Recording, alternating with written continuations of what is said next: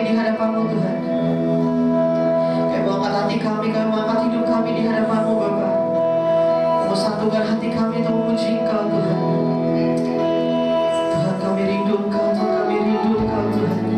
Kami perlu Engkau dalam hidup kami Tuhan. Kami perlu Engkau lingkupi hati kami Tuhan. Kami butuh perkenan foto atas setiap kami Tuhan. Kau mengejar hadir-Mu Tuhan atas hidup kami Tuhan.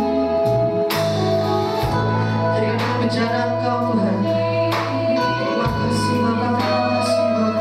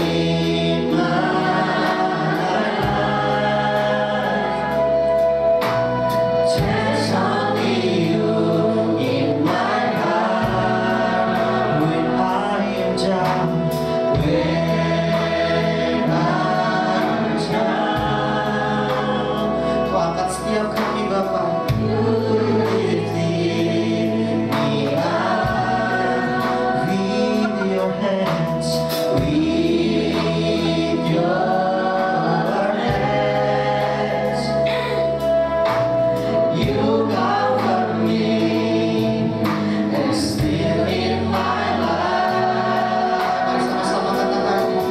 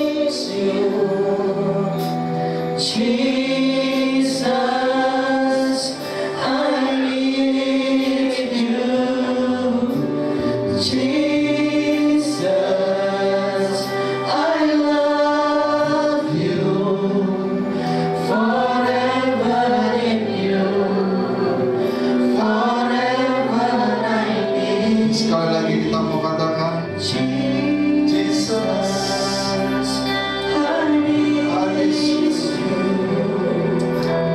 Jesus, I need you. Jesus, I love you. Forever in you. Forever I need you, Lord.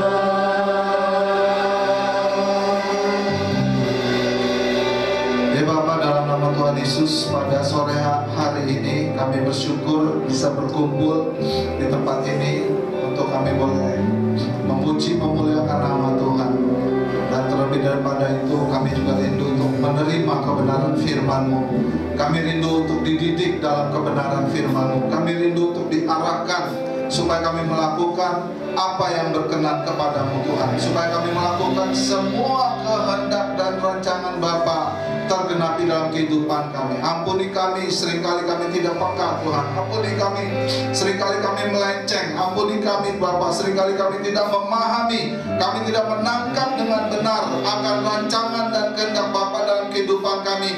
Bahkan kami berjalan bukan menuruti kehendak-Mu, tapi menuruti kepentingan diri sendiri kami. Ampuni kami ya Bapa. Pada sore hari ini kami mau duduk diam, kami mau bersama-sama Tuhan menerima kebenaran dari firman-Mu. Biarlah Roh Kudus-Mu sendiri berkata-kata dalam hati pikiran kami Tuhan. Urapi perkataan hamba biarlah berasal daripada-Mu ya Tuhan, bukan berasal dari kepentingan diri hamba. Tapi pada sore ini Bapa, biarlah Roh-Mu yang kudus itu berkata-kata di dalam hati jiwa roh kami Tuhan, untuk menjelaskan lebih dalam lagi akan pengertian firman-Mu, sekalipun lewat kata-kata hamba yang terbatas. Tetapi kata-kata daripada Roh Kudus tidak akan pernah dibatasi oleh apapun juga, dan itu akan terus bergema dalam diri kami ya Bapa, sehingga membawa kami kepada pertobatan, membawa kami kepada kesungguhan, membawa kami kepada kehidupan yang diurapi,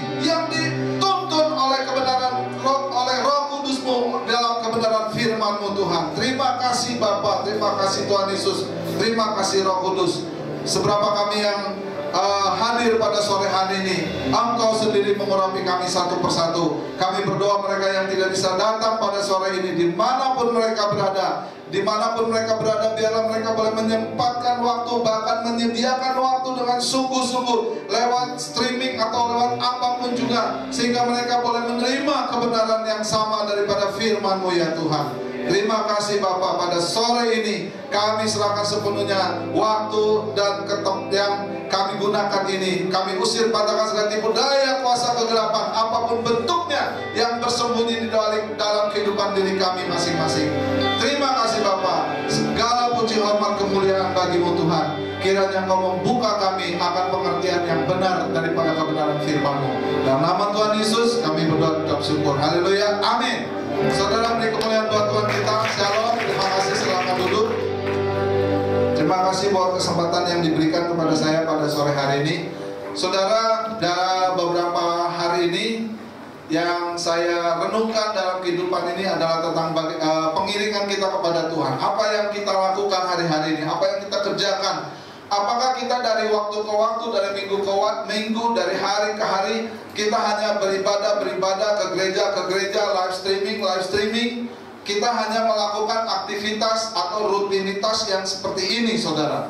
Apakah ini yang menjadi inti daripada kekristenan? Apakah ini yang merupakan inti daripada ibadah? Beberapa waktu yang lalu kami sempat ngobrol-ngobrol dengan beberapa saudara tentang situasi kita pada hari-hari ini dengan adanya pandemi corona. Saya mengatakan kepada teman-teman bahwa pandemi corona ini membuat saudara dan saya, orang Kristen seluruh dunia, gereja, harus meredefinisi ulang, ya, harus memberikan definisi ulang mengenai ibadah. Apa ibadah yang sebenarnya? Selama ini kita seringkali gembar-gembor, harus ke gereja.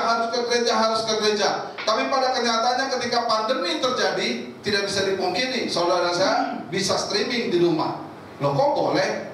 Kalau ibadah harus pergi ke satu tempat, harus pergi ke gereja, harus berkumpul di satu tempat, lalu kita melakukan satu ritual-ritual di situ, ya tanda kutip ritual. Saudara, apa yang kita lakukan ini bisa menjadi ritual orang Kristen.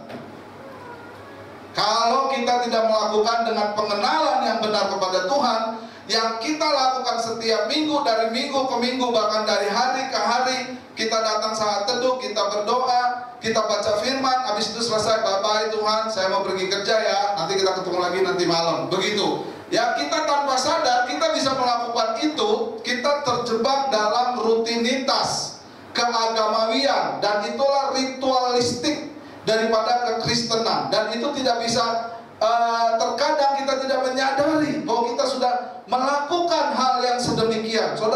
Saudara bisa perhatikan di dalam salah satu ayat yang ingin saya bacakan. Kita baca bersama-sama Matius 15 ayat 7, 8 dan 9. Mari kita membaca bersama-sama. Mungkin multimedia bisa membantu kita sekalian. Mari kita lihat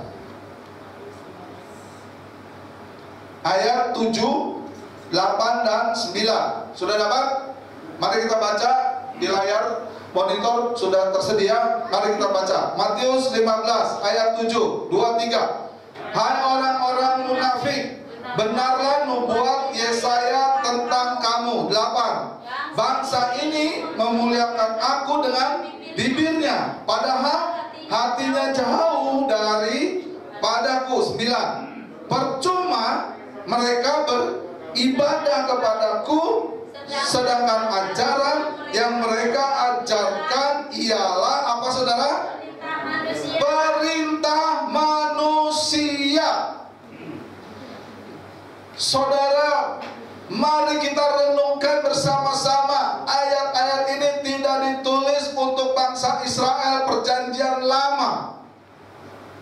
Meskipun ini berasal dari perjanjian lama, Tuhan Yesus mengutip ayat-ayat ini dari kitab Nabi Nubuatan Nabi Yesaya. Tapi Yesus mengutip dan mengulanginya lagi dan mengatakan kepada murid-murid. Bahkan pada saat itu konteksnya adalah mereka Tuhan Yesus mengatakan kepada orang Farisi. Saya pernah menyampaikan, saya apakah pagi atau sore, ada 4 tipe orang yang mengikuti Yesus. Yang pertama adalah orang Farisi, yang kedua adalah murid Yesus, yang ketiga adalah orang banyak, dan yang keempat adalah orang yang berkebutuhan. Ya, orang sakit, orang lapar, orang punya masalah, itu semua berkebutuhan. Ada 4 jenis, ada 4 tipe. Ya, di situ di dalamnya terselip cerita atau kejadian tentang perempuan yang perempuan kanan apa perempuan pendarahan, ya, perempuan pendarahan, ya, di mana dia membutuhkan kesembuhan. Saya mengatakan keempat tipe ini apakah ditolak oleh Tuhan Yesus? Sebetulnya tidak. Tapi Tuhan Yesus mengoreksi cara kehidupan mereka, pengiringan mereka, motivasi mereka, tujuan mereka. Saya menulis di status beberapa hari yang lalu, marilah Tuhan Yesus berkata kepada mereka, marilah ikut aku, akan menjadikan kamu menjala manusia. Nah, saya tulis di bawahnya bahwa motivasi dan tujuan kita menentukan bagaimana kita mengisi, menjalani, ya, pengiringan kita kepada Tuhan Yesus. Apa yang kita lakukan ini ditentukan, ya, dipengaruhi oleh motivasi dan tujuan kita dalam mengiring Tuhan Yesus.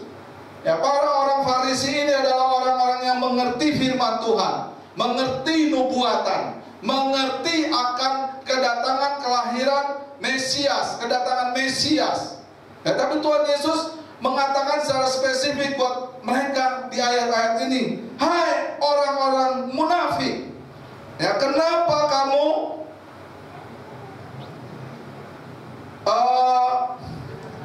mengapa kamu melanggar perintah Allah demi adat istiadat nenek moyang? Ayat ketiga. Tanpa disadari, orang-orang Farisi ini sudah terjebak ke dalam ritualistik, ya, hukum Taurat yang cuma 10 jadi 600 sekian. Kalau Pancasila jadi butir-butir Pancasila. Nah, yang mereka kejar adalah itu. Sudah sampai ada peraturan hari Sabat tidak boleh melakukan aktivitas apapun. Ya, kalau ada domba yang hilang tidak boleh dicari. Itu pekerjaan. Kalau kamu ngangkat barang, hanya boleh sekian kilogram yang diangkat. Selebihnya daripada itu berarti Anda melanggar hukum Taurat. Dan pelanggaran kepada hukum Taurat itu adalah sesuatu yang sangat fatal bagi mereka. Orang-orang Farisi, orang Saduki, para imam, mereka adalah orang-orang yang faham akan kebenaran firman Tuhan. Ya, dan mereka melakukan ibadah. Dan ibadah yang mereka lakukan dahsyat, saudaraku. Pengorbanan, maksudnya perayaan-perayaan, upacara pengorbanan, apa yang dilakukan oleh saudara-saudara kita Muslim itu hampir mirip, bahkan mungkin mirip sekali dengan apa yang dilakukan oleh agama Yahudi. Nah, saudaraku, tapi Tuhan Yesus berkata di ayat yang kita baca tadi, ayat ke-7, hai orang-orang munafik, benarlah nubuat Yesaya tentang kamu. Bangsa ini memuliakan aku dengan bibirnya, padahal hatinya jauh daripadaku. Nah, saudaraku yang sekalian yang dikasih Tuhan, pada sore hari, malam hari ini, mari kita renungkan, karena ayat ini pun adalah untuk saudara dan saya. Jangan sampai saudara pergi beribadah ke gereja, saudara dengan firman Tuhan, saudara memuji-muji Tuhan, saudara memainkan musik melayani Tuhan, dan ataupun berkhotbah seperti saya. Seringkali saya menguji hati saya, seringkali saya harus mengintrospeksi diri saya. Apakah yang saya mau sampaikan adalah dari kepentingan diri saya? Apakah yang mau sampaikan adalah lahir dari pikiran saya? Apakah yang semua pasti harus pakai pikiran, saudara? Saya merenungkan apa Tuhan. Tetapi saya percaya jangan sampai saudara dan saya sudah bertahun-tahun beribadah, sudah bertahun-tahun melakukan acara-acara, pelayanan, persembahan, tetapi Tuhan berkata, hai orang-orang munafik, bibirmu memuliakan aku, tetapi hatimu jauh daripadaku. Mengapa bisa demikian? Karena kita memiliki motivasi dan tujuan yang salah dalam mengiring Tuhan. Saya percaya saudara sedang merenungkannya. Saudara sedang men-scanning diri kita masing-masing. Scanning. Kalau saudara mengerti apa namanya, komputer, ya, atau HP, ya, saudara scanning, sedang memindai, sedang scanning hidup saudara, hati saudara di scanning. Dan itu firman Tuhan yang men-scanning saudara, Roh Kudus yang men-scanning hati kita masing-masing. Apakah kita mengiring Tuhan dengan benar? Mengapa saudara? Mengapa saya katakan begitu? Ya, saudara pasti ingat yang namanya Yudas Iskariot, betul? Betul saudara? Sampai nggak ngangguk sedikit pun saudara. Yudas di dalam Alkitab Perjanjian Baru itu kira-kira ada 8 nama Yudas. Dan murid Yesus ada 2 nama Yudas, Yudas Iskariot dan Yudas anak Yakobus kalau nggak salah, anak Zebedeus ya. Ada 2, ya kan? Saudara lihat. Pertanyaan saya, Yudas dipilih nggak oleh Tuhan Yesus jadi muridnya? Dipilih. Waktu Yesus memilih, apa yang Tuhan Yesus lakukan ketika memilih Yudas? Apakah dia cap cipcuk daun kelentit, yang menang dia yang dapat? Yudas. Apa demikian? Tidak. Apa yang Yesus lakukan? Dia berdoa semalam-malaman. Dia men-screening, men-scanning saudara, teman-temannya yang mengikuti dia, orang yang berjalan bersama dia. Dia berdoa, Bapak ada si Anu, si ini, si A, si B, si C, si Z, dan lain sebagainya. Bapak, oh please, yang mana Tuhan? Yang mana yang kau kehendaki? Dan akhirnya keluarlah nama-namanya A, B, C, D, 12 orang, termasuk Yudas Iskariot. Tapi kenapa pada akhirnya Yudas gantung diri? Kenapa saudara? Kalau saudara pelajari, motivasi ke-12 murid pada awalnya mengiring Tuhan Yesus, mereka salah, tidak tepat, tidak mengerti, tidak mengenal. Sampai Yesus sudah bangkit aja, mau naik ke surga, beberapa saat belum mau naik ke surga, apa yang ditanyakan oleh murid-murid? Apa yang mereka tanyakan? Apa saudara? Halo? Apa? Kedudukannya, bukan? Tuhan, maukah kau pada saat ini memulihkan kerajaan Israel? Ya kan? Itu kan beberapa saat sebelum Tuhan Yesus naik ke surga kan? Tuhan Yesus bilang, itu Bapa yang tahu waktunya. Mereka aja sampai Tuhan Yesus bangkit aja masih menanyakan kerajaan duniawi. Padahal di hadapan Pilatus ketika ditanya apakah kau seorang raja, engkau sendiri mengatakannya, tapi kerajaanku bukan dari dunia ini. Nah saudaraku, mari coba kita renungkan. Tuhan Yesus tidak menolak orang Farisi bertanya, walaupun maksud mereka nggak benar. Mereka ingin menjatuhkan, mereka ingin mencari kesalahan. Kok murid-muridmu nggak cuci tangan? Sedangkan kita harus cuci tangan, adat istiadat. Kok murid-muridmu melanggar adat istiadat nenek moyang kita? Katanya kok seorang guru, katanya kok seorang yang patuh beragama, tapi kok melanggar adat istiadat? Makanya terus berkatakan munafik, engkau melanggar perintah Allah demi adat istiadat. Ini harus kita renungkan dan harus kita dapetin pemahamannya. Jangan sampai saudara dan saya beribadah setiap hari Minggu, mau datang ke gereja ataupun online, ataupun sudah baca firman, ataupun sudah melayani, ataupun sudah memuji Tuhan, tetapi Tuhan berkata, hatimu jauh daripadaku, sekalipun bibirmu memuliakan aku. Saya selalu bertelut, Tuhan ampuni saya. Mungkin saya juga adalah orang yang saya tidak bisa berkata saya cukup dekat dengan Tuhan, atau bahkan saya sangat dekat sama Tuhan, sehingga saya sangat tidak berani untuk mengatakan Tuhan berkata kepadaku, Tuhan berbicara kepadaku. Sangat tidak berani. Meskipun dalam banyak peristiwa yang terjadi dalam kehidupan kita berjemaat, saya seringkali berkata, Tuhan ampuni saya. Seharusnya sebelum itu terjadi, seharusnya saya berbicara, tapi sudah terjadi. Beberapa banyak orang-orang yang dipanggil Tuhan, saya merasa di dalam hati saya. Yang paling terakhir itu yang di Stopa, pelayanan di sekolah kepolisian.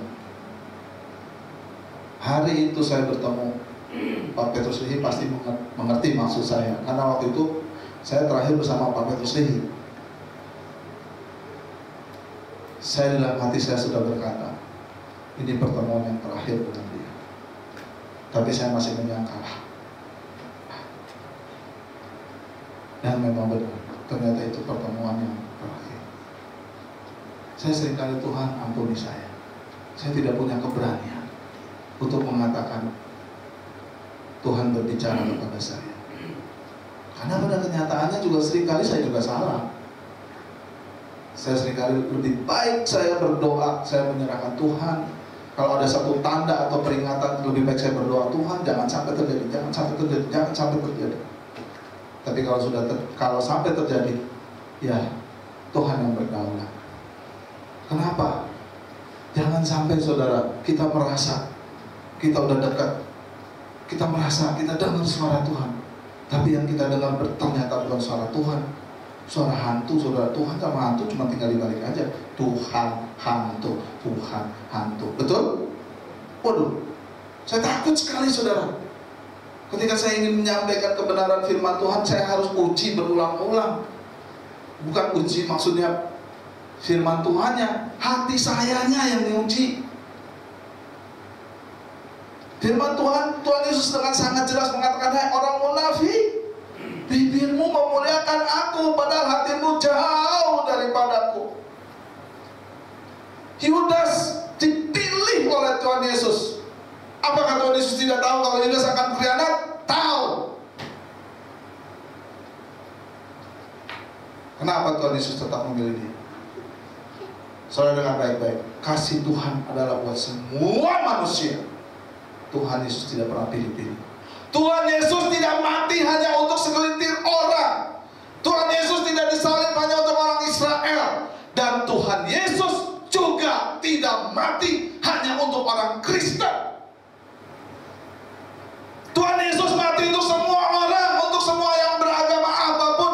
Tuhan Yesus mati buat mereka.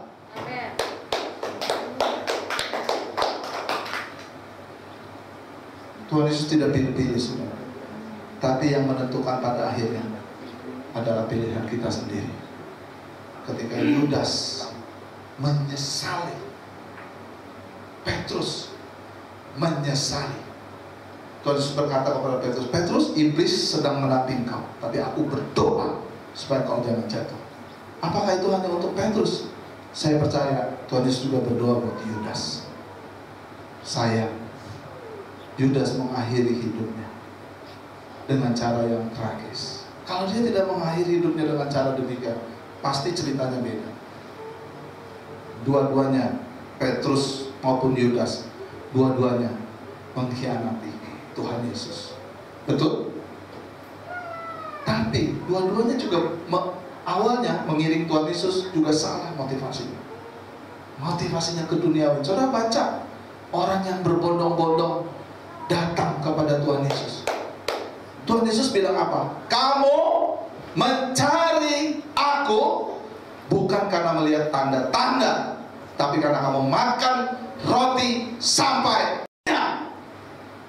Kalau sudah baca kisah tentang 5 roti 2 ikan, sisa 12 keranjang, orang banyak makan sampai kenyang. Yesus pergi kemanapun mereka ikuti, dicari-cari. Oh, guru ada di sini, saya pikir ada di sana. Oh iya, ini orang banyak datang.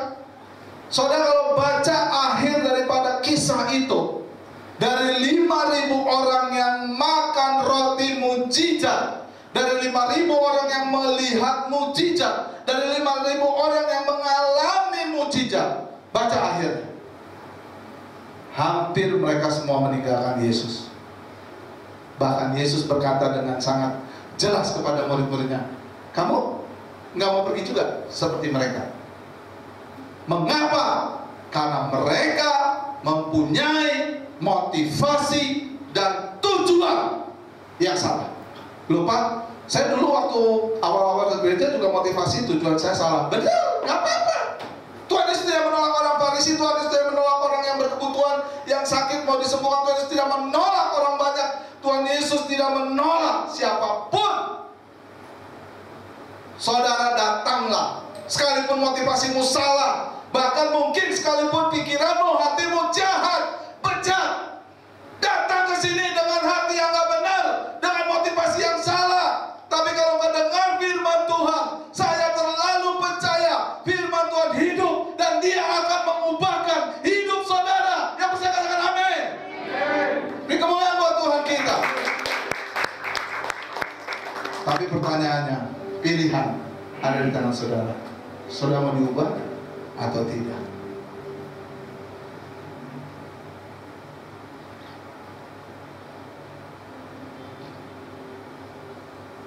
Mari saudara, mari kita perbaiki hidup kita. Saya tidak mengatakan saudara yang mudah merasa dekat, teruslah semakin dekat. Saudara yang merasa jauh, masih ada waktu buat saudara mendekat.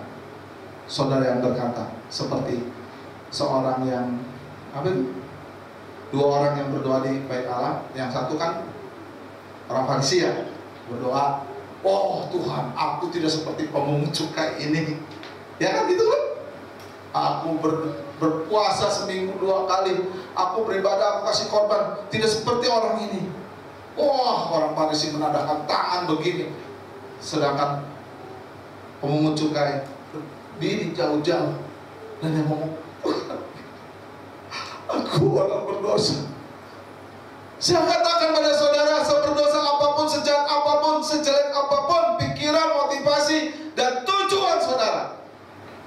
ketika kau bertemu dengan Tuhan, ketika firman Tuhan menyentuh hatimu, ketika Roh Kudus berbicara dengan hatimu, di dalam dirimu. Sekarang pilihan ada di tangan saudara. Engkau mau tetap dalam jalurmu sendiri, atau engkau mau diubah? Jangan sampai Tuhan berkata, bibirmu memuliakan aku, padahal hatimu jauh daripada aku. Saudara lihat, perhatikan dengan baik-baik. Ya, percuma mereka beribadah kepadaku. Kenapa? Karena ajaran yang diajarkan kepadamu bukan perintah Tuhan, tapi perintah manusia. Saudara, inilah pergumulan yang terberat bagi kami. Itu yang saya bilang, saya memuji hati saya. Saya memuji hati saya. Saya seringkali berkata, Tuhan ampuni kalau aku berkhotbah atau mengajarkan apa yang diajarkan manusia, bukan apa yang Tuhan mau ajarkan. Karena itu saya sering berdoa, Roh Kudus, biarlah Engkau sendiri berkata-kata dalam hati kita. Mungkin kata-kata saya terbatas, bisa jadi kata-kata saya salah, bisa jadi karena bahasa manusia. Saudara, bahasa itu hati-hati saudara, jangan sudah anggap remeh. Ya, banyak pertengkaran terjadi sebetulnya bukan karena apa-apa, karena perbedaan bahasa, saudara. Ya, makanya dalam rapat-rapat untuk mengambil keputusan membuat undang-undang, kenapa begitu alot? Kenapa? Salah satunya mereka harus menyamakan bahasa. Bisa jadi bahasa saya salah, bahasa saya melenceng, bahasa saya mungkin tidak tepat buat saudara. Tapi saya percaya Roh Kudus bisa menerjemahkan lebih jauh, lebih dalam di dalam hati saudara dan saya. Amin, saudara. Berapa hari terakhir ini sebelum hari Minggu, saya merenungkan contoh-contoh dalam kehidupan murid-murid Yesus ataupun orang-orang yang bersama-sama dengan Yesus pada zaman Yesus. Ada beberapa orang, termasuk Yudas salah satunya. Contoh yang lain, kenapa orang itu motivasinya salah? Karena motivasinya, tujuannya salah. Contoh, sebetulnya ada juga orang yang mungkin punya tujuan, punya motivasi benar, tapi dia tidak sampai pada akhirnya. Kenapa? Karena ada yang menghalangi, ada yang mengikat, sehingga setiap saudara dan saya tidak lepas, tidak bebas mengiring Tuhan Yesus. Saya merenungkan ada beberapa contoh, saudara. Ya, yang pertama, orang muda yang kaya. Orang muda yang kaya, saudara bisa perhatikan di mana itu? Berapa? Matius 19. Mana nih? Orang muda kaya. Ternyata ditulis di dalam Markus juga ditulis, di dalam Lukas juga ditulis. Kita buka Matius 19. Judul perikopnya orang muda yang kaya.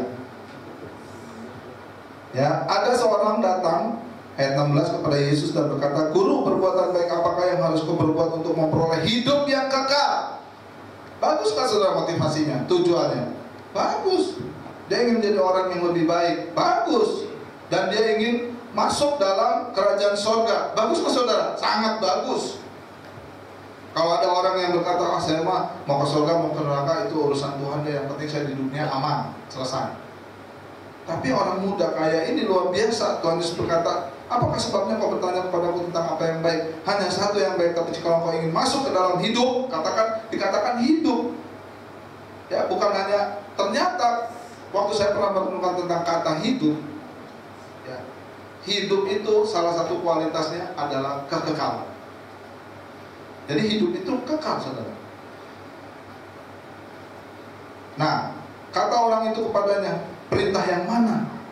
Kata Yesus, jangan membunuh, jangan berzina, jangan mencuri, jangan mengucapkan saksi dusta, hormatilah ayahmu dan ibumu, dan kasihlah samamu manusia seperti dirimu sendiri. Wow, kata orang muda itu kepadanya, semuanya itu telah kuturuti, apalagi yang masih kurang. Wow.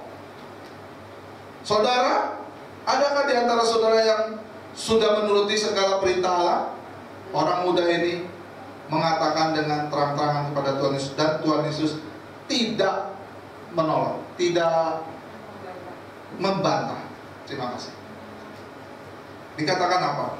Kata Yesus, jikalau engkau hendak sempurna. Berarti dia, kalau Tuhan Yesus tidak membantah, Tuhan Yesus mengiyakan. Oh iya, benar. Mungkin juga ada bukti-bukti, ada kesaksian. Orang muda ini juga orang yang saleh, orang yang baik, orang yang dermawan, orang yang agama, saleh. Ya, saleh dalam pengertian adalah rajin beribadah, rajin sungguh-sungguh. Coba saudara bayangkan, kalau saudara sampai di sini, kita minder, benar nggak? Minder saudara. Udah saleh, banyak duit, dermawan lagi, ya jarang. Ada orang saleh, rajin ke gereja, pelayanan, banyak duit, pelit.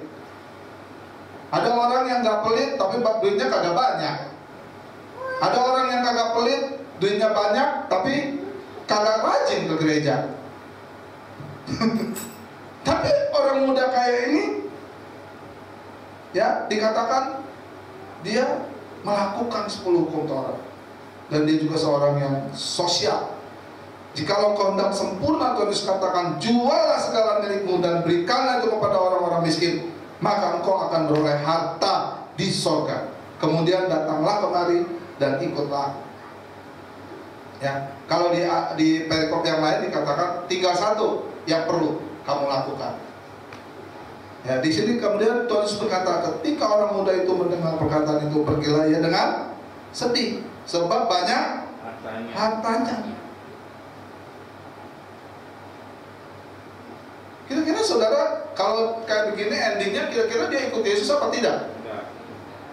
Kalau menurut cerita ini kelihatannya enggak. Tapi kita nggak tahu, karena nggak pernah ditulis berikutnya di Alkitab. Cuma sampai di situ orang muda ini pergi dengan sedih, sebab Alkitab mengatakan hartanya banyak.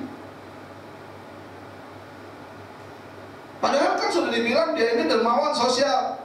Cuma tinggal satu langkah lagi. Jual seluruh hartamu, bagikan pada orang miskin, dan ikutlah aku. Kedengarannya simpel loh saudara. Simpel saudara. Tapi disuruh melakukan. Orang muda ini pergi dengan hati yang sedih, sebab hartanya banyak. Kenapa? Salah satu yang menghalangi pengiringan kita, salah satu yang membuat kita menjadi munafik, karena kita cinta harta dunia. Ini saudara.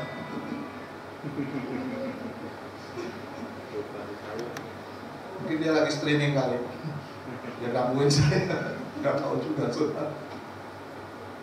Salah satu yang mengikat, yang menghalangi, yang membuat kita terjebak, musruk. Apa tuh bahasa musruk? Nyungsep. Karena hatinya begitu terikat dengan harta dunia. Cinta akan harta dunia. Loh Pak, kan Tuhan Allah kita maha kaya. Kan Tuhan mau kita jadi kaya. Cari ayatnya kalau Tuhan mau sudah jadi kaya. Explain to me that God wants you to be a rich man. Nanti kalau saudara saya hidup benar, karakternya benar, dikasih kekayaan, saudara bertanggung jawab. Kalau saudara mau jadi kaya, orang nggak percaya Tuhan bisa kaya, betul nggak? Yang jawab cuma satu. Saya tanya sekali lagi. Kalau saudara mau jadi kaya, banyak duit, orang nggak percaya Tuhan bisa banyak duit, benar nggak? Mau apapun caranya, dia bisa banyak duit, betul? Kalau saudara dan saya dikasih harta kekayaan melimpah, tapi karakter saudara bejat, apa yang saudara kerjakan? Saya seringkali menangis. Belum lama saya dengar cerita, ya, wah dia nih tanahnya di mana-mana, hartanya melimpah, tapi anak-anaknya tidak ada satupun yang bisa mengelola dengan baik. Dijual-jualin harta papanya. Coba saudara, saya kadang berkata, Tuhan, kenapa sih kok enggak saya yang dikasih harta melimpah? Iri. Tuhan berbicara, nah, kalau kamu dikasih harta melimpah, apakah kau masih cari aku? Apakah kau masih dengan rendah hati mengiring aku? Saya tertunduk keluh dan tak bisa berbicara. Kalau saya banyak duit, belum tentu saya ada di sini. Benar nggak sebenarnya? Mungkin saya ada di sana, ada di situ. Ya kan? Karena saya punya banyak uang, duit, saya bisa pergi kemana-mana. Betul nggak? Saudara, ikatan kepada harta dunia ini menutupi hati saudara untuk mengiring Tuhan dengan benar. Bahkan itu bukan hanya jemaat, saudara. Itu bisa terjadi pada hamba Tuhan, pendeta. Makanya Tuhan Yesus berkata, hai orang-orang munafik, bibirmu memuliakan aku, pada hati menjauh daripada aku. Kenapa? Karena hatinya terikat dengan harta duniawi. Please deh saudara, renungkan. Kalau saudara nggak begitu, puji Tuhan. Tapi saudara berkata, iya ya, kayaknya saya harus renungkan. Benar nggak? Apakah saya ini sedang terikat dengan harta duniawi? Saya mungkin nggak bisa menjelaskan terlalu panjang lebar dalam poin ini. Jadi saya sudahi di sini dulu, saudara. Nah yang kedua, sebenarnya saudara, saya tambah sedikit ya. Sekali lagi aku berkata kepadamu, lebih mudah. Yesus berkata kepada murid-muridnya, aku berkata kepadamu, Matius 19 ayat 23, sesungguhnya sukar sekali bagi seorang kaya untuk masuk ke dalam kerajaan surga. Bukan berarti orang kaya tidak bisa masuk ke kerajaan surga, jangan salah mengerti ya. Ini bahasa mengatakan sukar sekali seorang kaya untuk masuk ke dalam kerajaan surga. Dan juga Tuhan Yesus tidak mengatakan kamu jangan jadi kaya, bukan itu maksudnya. Ngerti ya? Maksudnya bukan begitu. Ya boleh jadi kaya. Saya tidak mengatakan firman Tuhan melarang saudara jadi kaya, bukan. Tapi yang terutama adalah karakter kita. Apakah karakter kita to be like Jesus, seperti Yesus? Ya, jangan-jangan kita cuma mengejar harta duniawi, tapi kita lupa menggarap karakter kita. Nah, saudara, kedodoran tuh. Kalau saudara mengejar harta duniawi, tapi karakter kita tidak dibenahi, karakter kita tidak digarap, karakter kita tidak mengikuti seperti yang Tuhan kehendaki, kedodoran saudara. Saudara pasti salah mengelola harta duniawi. Pasti salah. Karena itu Tuhan Yesus berkata, sukar. Bukan gak bisa. Kenapa? Karena dia terikat. Ya, lebih mudah seekor unta masuk melalui lubang jarum daripada seorang kaya masuk ke dalam kerajaan Allah. Ya, bukan berarti lubang jarum-jarum. Onta, bukan berarti onta kok lebih gampang onta masuk lubang jarum. Kalau bahasa Indonesia kan begitu.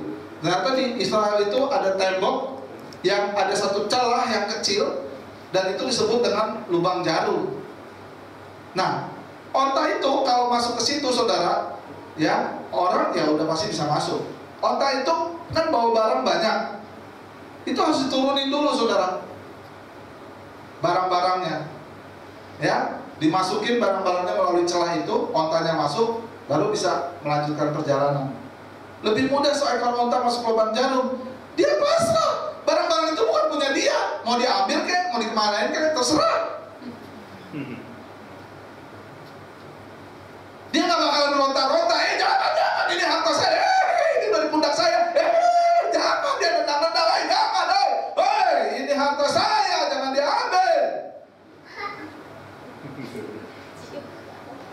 Tapi orang muda kaya ini, ketika disuruh Tuhan Yesus, jual hartamu, bagikan pada orang miskin, hatinya berontak.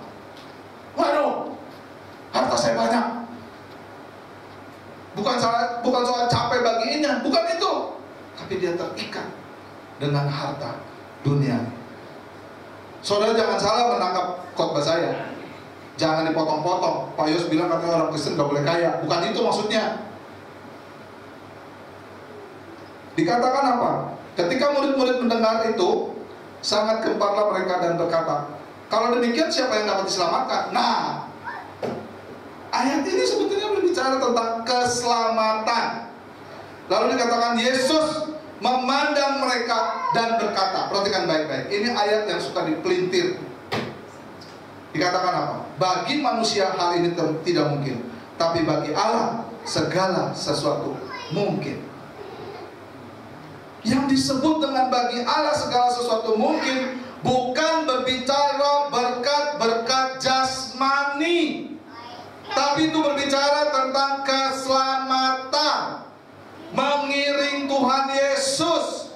Kalau kita benar mengiring Tuhan Yesus, kalau kita melakukan segenap kehendak Allah, saudara dan saya akan dipercayakan harta itu untuk dijadikan memberkati, untuk melayani Tuhan.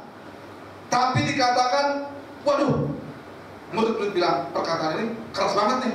Siapa yang bisa ngiring kalau gitu? Semua orang pengennya kaya masuk surga. Betul nggak saudara? Tapi Tuhan Yesus dengan sangat jelas, lebih gampang seekor unta masuk dalam lubang jarum. Orang kaya suka masuk dalam kerajaan surga. Setelah ini saudara jangan berkata, wah kalau gitu sama jadi orang miskin aja deh. Ya jangan begitu saudara, bukan itu maksud saya. Kita periksa diri kita periksa hati kita. Apakah kita terikat dengan harta kekayaan duniawi tanpa sadar? Tanpa sadar saudara. Dan itu bisa masuk di dalam gereja. Saya tidak mau lebih lanjut. Nah, yang kedua saudara, tadi orang muda yang kaya. Yang kedua adalah Nikodemus. Apa yang terjadi dengan Nikodemus? Kita lihat di dalam Yohanes pasal 3. Adalah seorang Farisi yang bernama ayat 1 Nikodemus, seorang pemimpin agama Yahudi. Apa yang diceritakan dalam percakapan dengan Nikodemus ini? Ia datang waktu malam kepada Yesus dan berkata, tapi kami tahu bahwa kau datang sebagai guru yang diutus Allah, sebab tidak ada seorang pun yang dapat mengadakan tanda-tanda yang kau adakan jika Allah tidak menyertainya. Yesus menjawab katanya, aku berkata kepadamu, sungguhnya jika seorang tidak dilahirkan kembali, ia tidak dapat melihat kerajaan Allah. Dia adalah pemimpin agama. Dia adalah seorang pengajar. Tapi Nikodemus ketika mendengar perkataan ini, sesungguhnya jika seorang tidak dilahirkan kembali, ia tidak dapat melihat kerajaan Allah. Nikodemus langsung berkata, bagaimana mungkin seorang dilahirkan kalau dia sudah tua? Dapatkah dia masuk kembali ke dalam rahim ibunya dan dilahirkan lagi? Jawab Yesus, aku berkata kepadamu, sesungguhnya jika seorang tidak dilahirkan dari air dan roh, ia tidak dapat masuk ke dalam kerajaan Allah. Apa yang dilahirkan dari daging adalah daging, dan apa yang dilahirkan dari roh adalah roh. Janganlah kau heran, karena aku berkata kepadamu, kamu harus dilahirkan kembali. Angin bertiup kemana ia mau dan kau mendengar bunyinya, tapi kau tidak tahu dari mana ia datang, kemana ia pergi. Demikianlah hanya dengan tiap-tiap orang yang lahir dari roh. Nikodemus menjawab katanya, bagaimana hal itu mungkin terjadi? Jawab Yesus, engkau adalah pengajar Israel, tapi kok kau tidak mengerti hal-hal ini? Aku berkata kepadamu, sesungguhnya kami berkata-kata tentang apa yang kami ketahui dan kami bersaksi tentang apa yang kami lihat, tetapi kamu tidak menerima kesaksian kami. Kamu tidak percaya waktu aku berkata-kata dengan kamu tentang hal-hal duniawi. Bagaimana kamu akan percaya kalau aku berkata-kata dengan kamu tentang hal-hal surgawi? Tidak ada seorang pun yang telah naik ke surga selain daripada dia yang telah turun dari surga, yaitu anak manusia. Dan sama seperti Musa meninggikan ular di padang gurun, demikian juga anak manusia harus tinggikan, supaya setiap orang percaya kepadanya beroleh hidup yang kekal. Di sini baru ayat yang sangat terkenal, karena begitu besar kasih Allah akan dunia ini sehingga Ia mengaruniakan anaknya yang tunggal supaya setiap orang percaya kepadanya tidak binasa melainkan beroleh hidup yang kekal. Sebab Allah mengutus anaknya ke dalam dunia bukan untuk menghakimi dunia melainkan untuk menyelamatkannya oleh Dia. Barang siapa percaya kepadanya ia tidak akan dihukum, barang siapa tidak percaya ia telah berada di bawah hukuman, sebab ia tidak percaya dalam nama anak tunggal Allah. Dan inilah hukuman itu, terang telah datang ke dalam dunia, tapi manusia lebih menyukai kegelapan daripada terang, sebab perbuatan mereka jahat. Sebab barang siapa berbuat jahat membenci terang dan tidak datang kepada terang itu, supaya perbuatan-perbuatan yang jahat itu tidak nampak. Tetapi barang siapa melakukan yang benar, ia datang kepada terang itu, supaya menjadi nyata bahwa perbuatan-perbuatannya dilakukan di dalam Allah. Ini berbicara tentang hidup masuk dalam kerajaan Allah, tidak mengalami kebinasaan, karena begitu besar kasih Allah akan dunia ini. Tapi untuk masuk ke dalam kerajaan kekal, ke dalam kerajaan surga, harus dilahirkan kembali. Dan Nikodemus tidak mengerti. Kenapa? You know why? You know why? Because karena dia sudah begitu terikat dengan adat istiadat, ajaran perintah manusia nenek moyang, sehingga ketika ada sesuatu pengajaran yang berasal dari tahta sorgawi Allah, dia langsung dicek. Oh, ini sama nih. Langsung menolak, bahkan langsung menghina. Oh, dia pengajaran yang nggak benar, sesat, sesat, sesat. Mari saudara, pengajaran-pengajaran yang kita ikuti selama ini harus kita kaji ulang, harus didefinisi ulang. Ibadah harus didefinisi ulang. Kalau ibadah boleh streaming, berarti nggak usah datang, boleh dong. Kalau ibadah harus datang ke gereja, berarti nggak boleh streaming dong. Do you understand what I mean? Ngerti nggak maksudnya? Kalau ibadah harus datang ke gereja, berarti streaming nggak boleh, harus dilarang. Nggak benar itu. Tapi kalau streaming, kalau ibadah boleh streaming, terus apa artinya ibadah kita datang ke gereja? Silakan, berlakukan. Kuncinya sederhana. Barang siapa menyembah Bapa, menyembah dalam roh dan kebenaran. Bukan soal datang atau bukan soal di rumah. Sekalipun kau datang, tapi engkau tidak bergerak dengan roh, engkau tidak menyembah Allah dengan benar, sama aja saudara. Betul nggak? Tapi walaupun streaming, tapi kalau dia sungguh-sungguh, ketika dia mau memuji Tuhan, dia sungguh-sungguh, ketika dia dengar firman Tuhan, hatinya tersentuh, dan dia berlutut dalam hidup sehari-hari, dia melakukan hal yang benar, hal yang baik. Tapi juga kalau streaming di rumah juga main-main, bercanda, cuma asal dengar katanya Pak Amos boleh streaming, ya oke, saya dengar streaming. Kalau tanya kenapa teman nggak datang, iya kan Pak masih PSBB kan, ya saya masih streaming. Padahal, aduh, muncrat saudara, hatinya jauh daripada Tuhan. Dia cuma streaming di rumah, tapi itu cuma asal. Apa artinya saudara? Buat apa saudara? Coba renungkan. Maka kita harus mendefinisi ulang, ibadah itu apa? Apa yang harus kita lakukan untuk beribadah, dalam beribadah? Jangan sampai Tuhan berkata, bibirmu memuliakan aku, padahal hatimu jauh daripada aku. Kalau saudara baca tentang Nikodemus, saudara akan tahu ternyata Nikodemus mengikuti Kristus, bahkan sampai Tuhan Yesus mati. Dan Nikodemus salah satu yang datang ya pada waktu malam itu, pada waktu Tuhan Yesus diturunin, lalu Nikodemus ikut membawa campuran minyak mur dengan minyak gaharu, kira-kira 50 kati beratnya. Yohanes 19 ayat 39.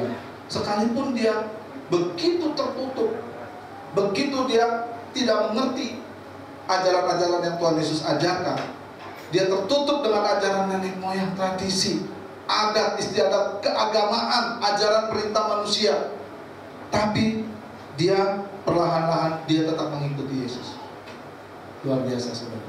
Jangan reject jangan menolak terhadap pengajaran-pengajaran yang menurut Anda berbeda. Pikirkan, renungkan, supaya kita mumpung di sisa waktu yang kita ada sekarang, kita gunakan untuk benar-benar mencari dan menemukan Allah. Yang percaya katakan amin. Jangan sampai Tuhan Yesus berkata, bibirmu memuliakan aku, padahal hatimu jauh daripada aku. Yang terakhir, Saulus. Saudara, Saulus bukan seorang yang agama yang ecek-ecek. Ya, hari-hari ini kita lihat hoax banyak di YouTube dimanapun juga. Terlalu banyak orang yang bilang, oh Kristen begini-begini, oh Muslim begitu-begitu. Katanya dia bertobat dari Muslim ke Kristen. Apakah dia benar-benar di situ dia adalah seorang Muslim, ataupun yang dari Kristen katanya bertobat masuk kepada Muslim terus dia berkata Kristen begini-begini? Apakah benar yang dia ucapkan? Hari-hari ini, saudara, Saulus bukan orang yang ecek-ecek. Dia benar-benar mencari kebenaran. Apa yang Saulus katakan ketika dia berjumpa dengan Yesus? Hampir seluruh sisa hidupnya sampai di penghujung hidupnya, dia katakan apa? Segala sesuatu kuanggap sebagai sampah dibandingkan dengan pengenalan akan Kristus lebih mulia. Tuhan Yesus pernah memberikan perumpamaan, ada seorang yang menggali lalu ketemu harta terpendam, betul? Lalu dia pergi menjual seluruh hartanya buat beli tanah ladang itu. Coba bayangin saudara, orang gila kalau zaman sekarang. Dia jual semuanya cuma beli sepetak tanah itu. Kenapa? Karena di dalam tanah itu terdapat harta karun. Harta karun itu apa? Yesus Kristus, Tuhan kita yang mulia. Ketika saudara mengetahui bahwa di gereja ini ada pemberitaan kebenaran dan Kristus disampaikan, ketika lewat streaming ada kebenaran yang disampaikan, ketika engkau berada di hati apapun engkau berkata firman Tuhan adalah kebenaran, maka saudara akan duduk diam dan mencari waktu untuk bisa bersekutu dengan Tuhan. Yang percaya katakan amin. Tapi kalau saudara beragama cuma sekedar beragama, saudara tidak akan melakukan dengan benar. Saudara cuma melakukan hanya untuk dilihat orang. Tuh, saya udah rajin di gereja. Tuh, saya udah kasih persembahan. Tuh, saya udah melayani. Tuh, saya udah aktif loh. Hai orang-orang munafik. Ayat ini sebetulnya ditujukan kepada diri saya lebih dahulu. Saya pun mengoreksi, merenungkan Tuhan. Mungkin saya adalah salah satu orang yang munafik itu. Tadi sebetulnya beberapa saat sebelum mulai, saya sudah menyiapkan bahan yang lain, saudara. Saya sudah tulis di sini. Tapi saya nggak mengerti. Hati saya kok diarahkan ke ayat-ayat ini. Jangan sampai bibirmu memuliakan aku, pada hatimu jauh daripada.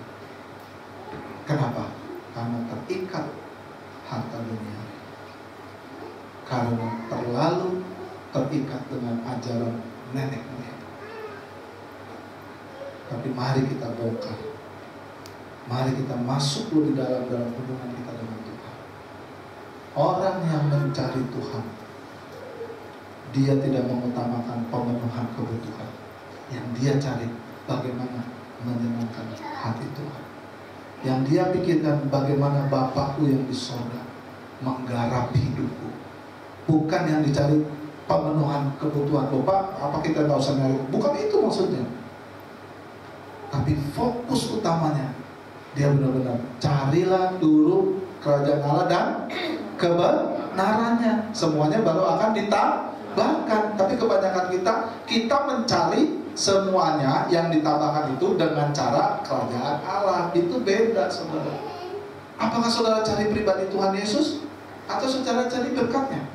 Tuhan Yesus berkata, engkau mencari aku bukan karena melihat tanda-tanda, tapi karena engkau sudah makan dengan kenyang. Mari kita cari Yesus, pribadinya, hidupnya, karakternya. Filipi pasal 2 ayat 5 mengatakan kurang lebih, hendaklah dalam hidupmu bersama menaruh apa? Pikiran dan perasaan Kristus. Jangan sampai Tuhan berkata, bibirmu memuliakan aku, tapi hatimu yang bergerak. Mari kita bangkit berdiri.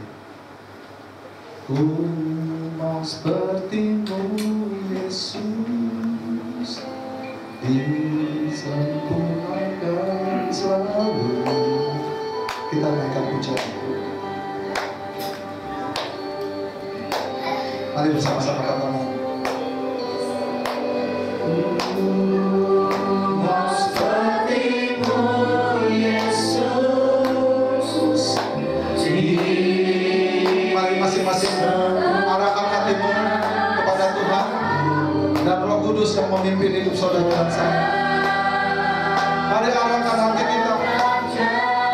Tuhan Yesus, aku datang kepadamu. Kami mau menjadi seperti-Mu Tuhan Yesus. Mari bersama-sama katakan, ku mau seperti-Mu. Mau seperti-Mu Yesus, disempurnakan selalu.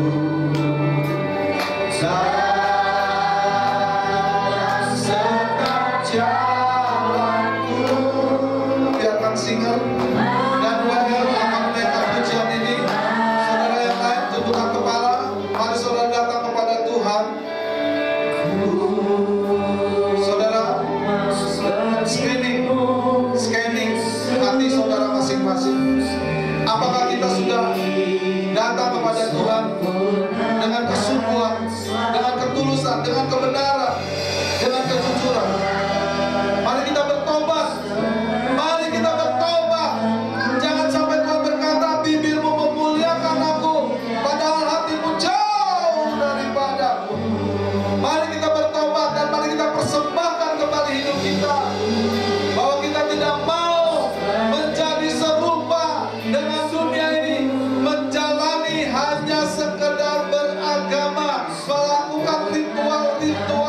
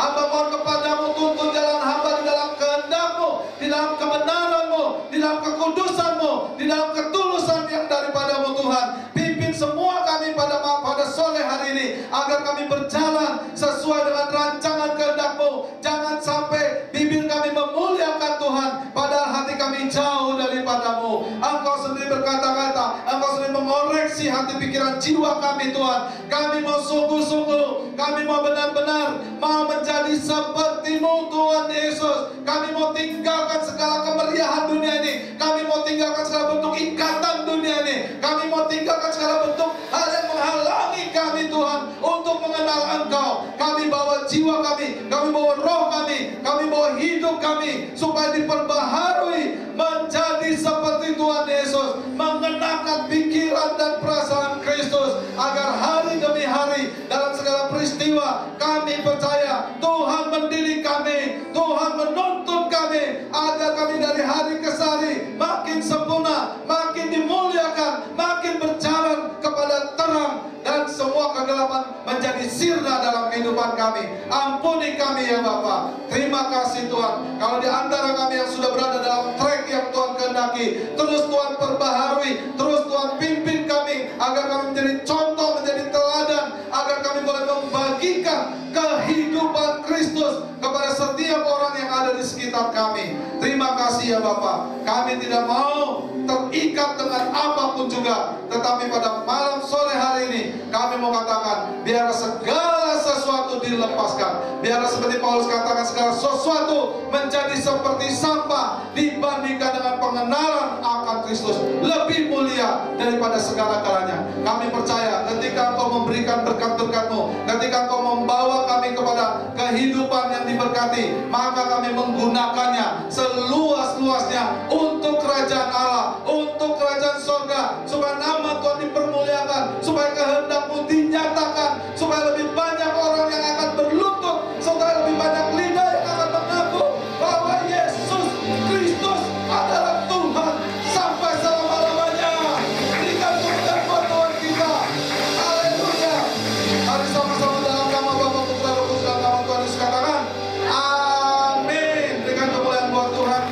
Silakan duduk. Mungkin ada sedikit pengumuman. Saya silakan kepada Bapak.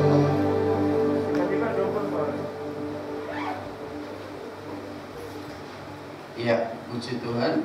Terima kasih. Sore hari ini kita mendapatkan arahan akan kebenaran firman Tuhan. Jadi tangkap baik-baik apa yang menjadi pesan Tuhan pada sore hari ini. Buat Bapak Ibu Saudara sekalian, apa yang disampaikan kebenaran firman Tuhan ini, biarlah itu kita tanamkan di dalam loh hati kita. Jadi kita jangan seperti orang-orang yang munafik, ya. Tuhan Yesus berbicara sangat keras sekali, khususnya ini ditujukan kepada ahli-ahli kitab, ahli Taurat, ahli Farisi, dan kita belajar dari kebenaran firman yang sudah kita dengar hari ini, karena saat itu Yesus langsung berhadapan dengan orang-orang yang ahli, saudara. Kalau bahasanya sekarang ini orang-orang yang berteologi, yang ngerti firman tapi tidak bisa menjalankan, ya, hanya sepenuhnya di dalam otak mereka. Makanya Yesus mengecam sekali dan berbicara sangat kuat. Jangan kita menjadi orang munafik, ya, yang ditujukan. Nah, saya berharap Ibu Bapak Saudara sekalian, kita benar-benar menjadi murid Kristus yang benar-benar membuka hati, saudara, membuka hati dan izinkan Roh Kudus bekerja. Ya, tadi sudah dijelaskan sama hambanya Pak Yosua bagaimana seorang anak muda yang boleh menjalankan, kalau yang satu anak muda ini semua sudah menjalankan, loh. Satu ahli-ahli Taurat, ya, ahli Farisi, ahli Taurat, saudara, tidak menjalankan. Nah, justru di sini diberikan contoh ada anak muda yang menjalani perintah firman Tuhan, sudah dijalani, tapi masih ada, saudara, satu Artinya sore hari ini kita belajar mengenai Tuhan, saudara, memahami, mengerti Tuhan, saudara, ya, dengan hikmat dan dengan hati nurani, hati yang murni, saudara, supaya saudara dan saya menjadi umat Tuhan yang berkenan, menjadi umat Tuhan yang diperhitungkan oleh Tuhan. Dan contoh tadi Nikodemus, saudara, seorang ahli, ya, dalam kualitas dalam pengalian hak ini, saudara nikmat. Makanya saudara, kalau saudara sudah masuk dalam kapasitas level yang saya ajarkan begini, saudara nggak orientasi ke dunia ini. Orientasi saudara kerajaan Allah, justru yang dunia ini akan ditambahkan, saudara. Makanya orang yang sudah mengerti ini tidak menjadi orang yang pelit. Dia akan berikan waktunya untuk Tuhan. Dia berikan hidupnya untuk Tuhan. Dia berikan harta bendanya untuk Tuhan. Saudara, breakthrough, mengalami terobosan. Ya, itu saudara yang saya alami itu. Nah, berani nggak saudara dalam kapasitas dimensi ini? Saudara, berani dompetnya keluarin. Tuhan, dalam nama Yesus, seluruh isi dompet ini milikmu. Nah, berani nggak? Kalau saudara berani, waduh, kerajaan Allah datang dalam hidup saudara. Dan percaya saudara, Tuhan itu hanya lihat hati kok. Ya kan, tadi aja loh, Tuhan tak tahu kamu datang kepadaku hanya menyembahku dalam bibir saja. Berarti Tuhan tahu hati kita, saudara. Kalau kita bicara, makanya saudara, sampai saya nyampaikan firman Tuhan itu, Tuhan pernah sampaikan kepada saya, Amos, jangan biarkan kegilaan hatimu kepadaku hilang dari hatimu. Waduh, saudara, coba, saudara, kalau saudara naikkan kualitas level saudara, saudara akan menjadi pengkhotbah yang luar biasa. Bukan hanya menjadi pengkhotbah, tapi pelaku. Ya, khotbah di mimbar, asalkan saudara nggak bisu bisa, saudara. Tapi khotbah yang hidup itu adalah yang real, hidupmu sehari-hari, saudara. Engkau dengan siapa, saudara, disitulah saudara menjadi khotbah yang hidup, penyembah yang benar. Tidak di bibir saja, yaitu ketika engkau praktekkan di lapangan, di rumah, engkau praktekkan di sekolah, engkau praktekkan di pelayanan, engkau praktekkan. Makanya tergantung saudara yang isi di dalammu ini apa, saudara. Ya, besok Minggu dengarkan, saya akan khotbah itu. Temanya apa? Tadi aku tanya apa? New mindset. Ya, cuci otak aja gitulah saudara. Nah, sebanyak hari ini saudara, karena ini tadi seperti Pak Yosua tadi sampaikan, sudah dari kecil sudah terkontaminasi dengan adat istiadat budaya. Nah, kemarin saya berkati saudara orang Batak, saudara, ya, yang ada kasus saudara, seakan-akan adat istiadatnya yang lebih tinggi dari gereja, dari perintah Tuhan. Oh, saya tabrak saudara, tidak bisa, saudara. Tuhan yang lebih tinggi dari adat istiadat, Tuhan yang lebih tinggi dari tradisi, saudara. Nah, hari ini saudara-saudara dan saya sedang melakukan tradisi, tapi tradisi yang baik. Datang beribadah, ini tradisi, ya, tapi tradisi yang baik, yaitu saudara datang beribadah, melangkah, saudara, nah, luruskan motivasi hati saudara. Aku datang mau ketemu Tuhan, bukan ketemu pendeta Amos. Nah, aku mau datang ke gereja, saudara. Kalau saudara datang ke gereja, salah. Engkau punya motivasi, aku datang ke gereja mau ketemu Tuhan. Maka ketika engkau ketemu Tuhan, waktu engkau menyembah dengan sungguh-sungguh, waktu engkau mau bertemu dengan Tuhan, saudara, melayani segala sesuatu, motivasi saudara untuk Tuhan. Nah, duduk pun juga serius untuk Tuhan. Bukan dengerin firman Tuhan sambil WA-an, dengerin firman Tuhan sambil selfie, ngasih tahu nih lo, gua lagi ibadah. Nggak di situ, saudara. Saudara nggak usah yang begitulah. Hati saudara urusan dengan Tuhan, maka apa yang disampaikan oleh hambanya Pak Yosua ini terjadi dalam hidup saudara. Sehingga Tuhan tidak ngomong kepada saudara, engkau orang-orang munafik, tapi Tuhan akan berkata begini, sabaslah engkau hambaku yang setia dan yang taat. Loh saudara, ketika saudara dan saya, enak saudara. Nah, orang yang dikatakan oleh Tuhan, sabaslah engkau hambaku, saudara, yaitu tadi saudara belajar hidup yang mengatakan, kalau tadi saya bilang pengalihan hak, saudara. Jadi hak ini bukan hanya bicara harta benda, saudara, tapi hak juga di dalam hatimu, saudara. Egois kita, keangkuhan kita, benar-benar kita serahkan sama Tuhan. Jadi yang hak yang di dalam hidup saudara itu adalah Kristus. Akunya dalam hidup saudara itu akunya Tuhan.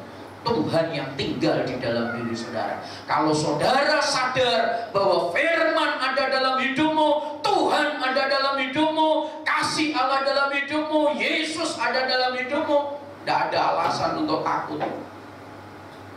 Tidak ada. Karena apa? Saudara udah nggak pakai logika lagi. Saudara, kalau secara logika, loh saudara, virus ini di mana-mana loh saudara. Bisa aja nempel sama saudara. Tapi kalau saudara hidup dalam iman, percaya firman, engkau berkata dalam nama Tuhan Yesus, virus nggak nempel sama kita, sudah aman saudara. Virus nempel itu dari mana? Dari pikiran kita kok. Kalau pikiran saudara berkata tidak, ya tidak saudara. Ya, seperti itu. Terima kasih Pastor Yosua, Tuhan memberkati. Mari kita bangkit berdiri, saudara. Minggu depan kita perjamuan kudus. Loh Pak, biasanya awal bulan. Nah, ini biar gak tradisi nanti saudara, ya kan? Kita robah tradisi yang biasanya perjamuan kudus awal bulan, gitu kan? Nah, sekarang kita berubah, puji Tuhan, gereja ini tidak melakukan tradisi-tradisi yang seperti itu, mengalir sama Tuhan, kehendaknya Tuhan seperti apa. Jadi supaya kita tidak dianggap oh gereja tradisi, enggak saudara. Ya, tradisinya awal bulan kita bisa rubah. Artinya apa saudara? Kehendak Tuhan yang terbesar. Amin. Ya, kita besok minggu ada perjamuan kudus, siapkan nanti Bapak Ibu Saudara sekalian. Saya akan berbicara tentang new mindset. Ya udah cuci otaknya ya. Iya, oke. Arahkan hatimu, jangan menunduk, pandang wajah Tuhan. Pastikan kau diberkati oleh Tuhan. Kalau kau mau diberkati Tuhan, ekspresi dong, senyum, jangan jempetut ya. Ya orang mau dapat berkat, kalau cemberut ya repot saudara. Arahkan hatimu dengan sukacita. Firman Tuhan berkata, jikalau kau mendengar firman Tuhan dengan baik serta melakukan perintahnya, maka berkat Abraham, Ishak, Yakub menjadi bagianmu di tanah yang kau berpijak. Disitulah Tuhan Yesus memberkati engkau secara ajaib dan berlimpah-limpah. Diberkatilah suamimu, diberkatilah istrimu serta buah kandungan istrimu, anak-anakmu dan keturunanmu, pekerjaanmu, dan apa saja kau kerjakan, Tuhanlah yang membuat engkau diberkati berlimpah-limpah, sehingga tidak ada orang yang berkekurangan di antaramu. Engkau diberkati untuk menjadi berkat, engkau diberkati, nama Tuhan dipermuliakan dalam kehidupanmu. Saat engkau kekurangan, engkau dalam situasi kondisi apapun, Dia Allah yang senantiasa menyertai engkau. Kami hendak menabur, Tuhan berkati seluruh taburan kami. Kami berikan dengan hati yang murni, hati yang tulus, dengan sukacita. Damai sejahtera daripada Allah telah turun menyertai. Berkati hambamu Pak Yosua yang sudah menyampaikan kebenaran firman-Mu. Terus Engkau bawa lebih lagi, dan kami semua yang ada di tempat ini menjadi umat Tuhan yang kami rindu dan kami mau dengar ketika sangkakala Allah dibunyikan dan suara dari surga berkata akan kami, sabaslah engkau hambaku yang setia. Dalam nama Tuhan Yesus kami berdoa dan memberkati umatmu, baik yang ada di sini maupun yang di rumah yang menyaksikan atau ibadah dengan live streaming. Engkau memberkati juga mereka dimanapun mereka berada. Tuhan, terima kasih semuanya dalam perlindungan Tuhan, penyertaan Tuhan. Yang sakit engkau sembuhkan, yang bimbang engkau berikan arahan, sehingga tidak ada orang yang bimbang dan ragu. Engkau adalah kepastian. Terima kasih Tuhan, kami mengucap syukur yang telah diberkati berkata amin. Selamat sore, selamat hari Minggu, Tuhan Yesus memberkati. Shalom.